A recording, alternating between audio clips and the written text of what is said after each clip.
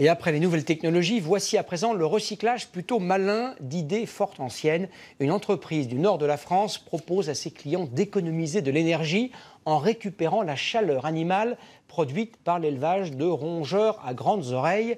François Ouasson et Gauthier Delobette ont rencontré, au sens propre du terme, quelques chauds lapins. Dans cet élevage du Pas-de-Calais, 7000 lapins sont élevés pour la consommation. 7000 boules de poils qui sautillent, respirent, transpirent et ce faisant dégagent de la chaleur. Un lapin produit 4 watts par kilogramme.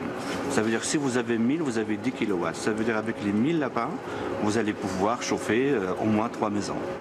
De vrais petits radiateurs. Leur chaleur est récupérée grâce à ces capteurs installés au-dessus des cages.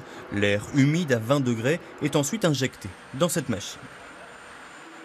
L'air, on le fait passer dans notre système terre-à-haut-terme qui va céder de l'énergie à l'eau. Cette énergie qui est stockée dans l'eau va être prélevée par la pompe à chaleur et qui va nous donner de l'eau chaude qu'on va stocker dans ce ballon et qu'on va envoyer ou pour chauffer d'autres lapins ou utiliser cette eau chaude pour chauffer d'autres locaux.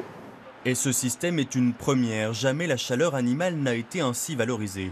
La machine réchauffe les 1000 mètres carrés de maternité de l'élevage. Oubliez le chauffage au gaz et les factures. Les lapros grandissent bien au chaud grâce à l'énergie de leur papa.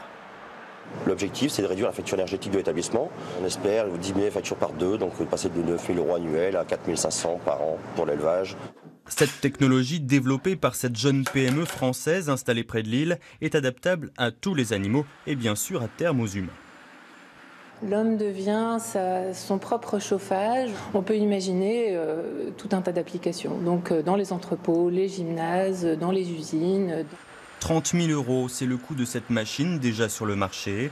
En mars prochain, un prototype miniaturisé sera testé pour l'homme dans des maisons individuelles. Si les économies d'énergie sont concluantes, la commercialisation est prévue dans 1 an.